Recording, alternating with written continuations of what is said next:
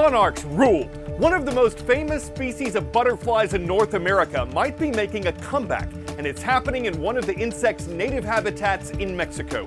The Reuters news agency reports that the migratory monarch has seen an 85% decline in numbers since the 1990s. The International Union for Conservation of Nature currently lists it as a vulnerable species. But that's a step up from its endangered status in 2022. And a Mexican government official says in the season spanning 2024 and 2025, an area where the butterflies hibernate doubled. That's a hopeful sign for a species threatened by habitat destruction, pesticides that kill off an important food source, and environmental changes. The official credits international cooperation for helping change things for the better for one of Earth's most vibrant creatures.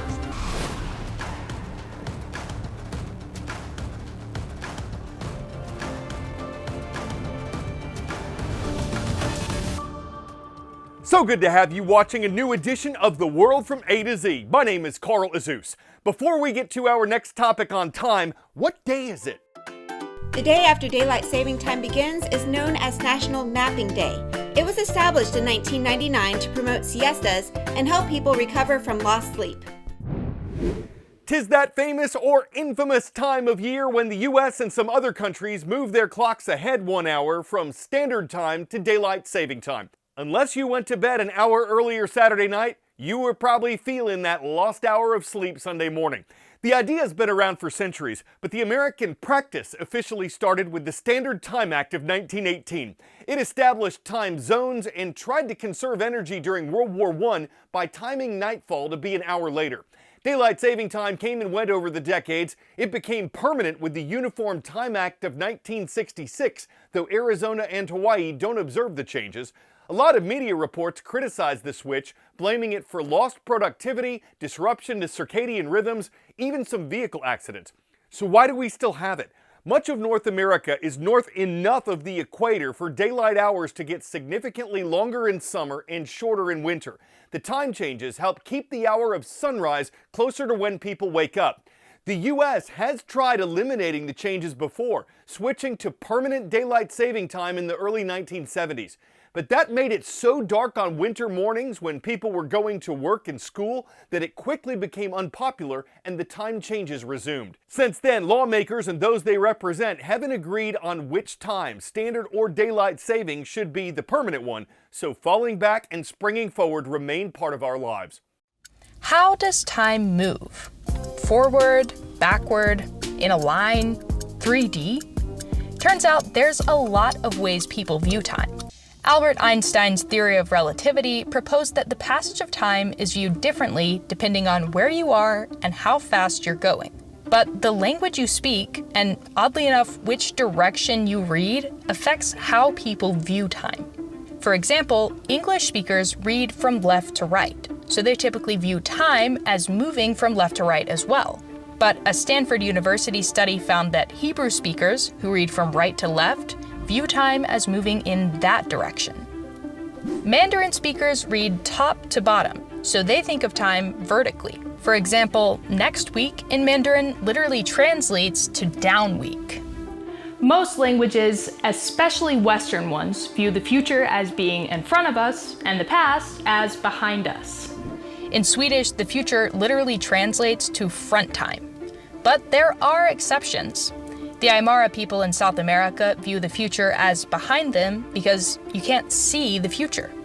That's the difference in direction, but the shape of time differs across languages too.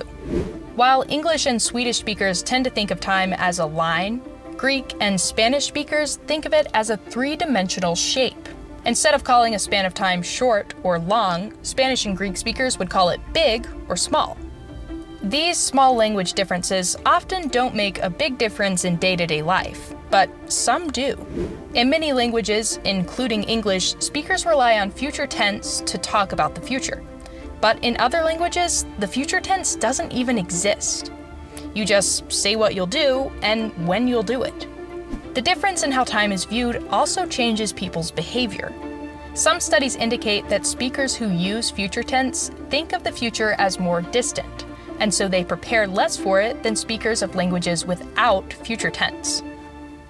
A 2018 Stanford experiment found that German-speaking kids were more likely to pass up a smaller reward and wait for a bigger prize than Italian-speaking kids.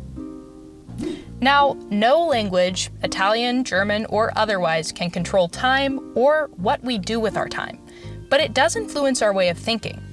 Another reminder of the unique perspectives in different languages.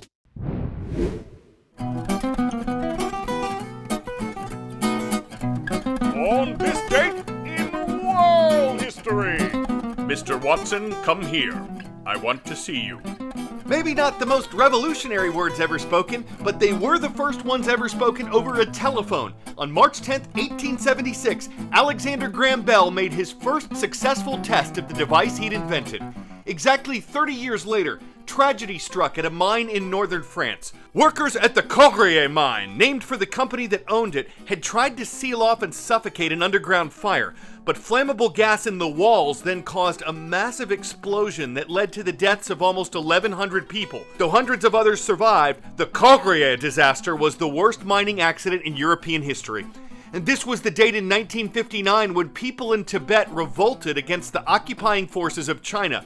That communist country had invaded in 1950. It believed Tibet was a part of China and that its actions were justified.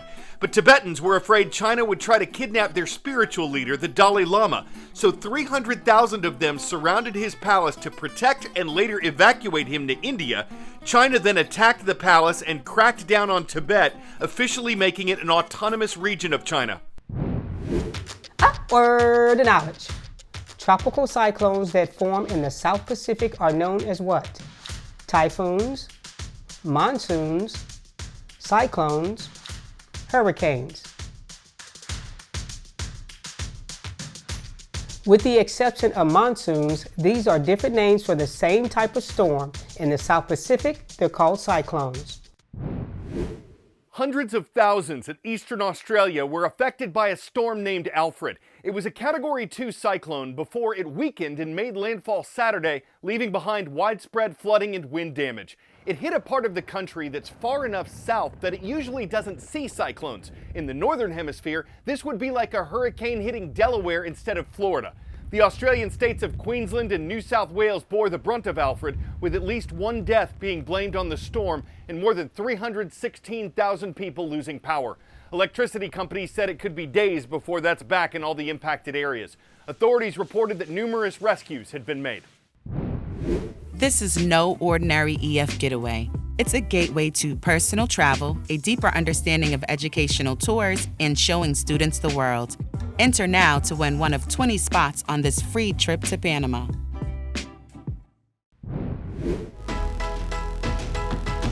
Been hearing from a lot of schools in Canada lately. Today we're visiting the province of Alberta, where Mr. Berrigan's class is watching from Heritage Heights School. It's in the community of Foothills. Stateside in the Pacific Wonderland of Oregon, we've got Miss Gertson's class with us from Portland. Hello to Benson Polytechnic High School. From Ohio, we welcome Mrs. Slezak's class, where the Eagles are flying over Findlay. Liberty Benton Middle School is there. And in Rogers, Arkansas, big hello to Mr. Reese's class. The Cougars are at Kirksey Middle School.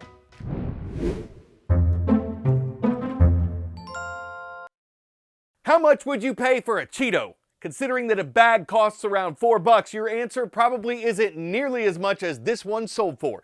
It was auctioned off for the flamin' hot price of almost $88,000, and that's because it's shaped like a Pokemon. This Pokemon, Charizard. And someone decided, yo, that makes Cheetozard worth the price of a luxury electric car. The snack bite is 3 inches long and comes with a Pokemon card. And if you're thinking, no Cheeto is so neato to meato that I'd Frito-Lay all that free dough on it, you're not the only one star bursting with Ruffles feathers who can't get Ori over the amount of Ritz someone would put on to plant her 88,000 chips to can't catch a single Cheeto. It's nothing to Snickers about, y'all. I'm Carl Azuz, getting pungry on the world from A to Z. Can't wait to see you tomorrow. You mean the world to me.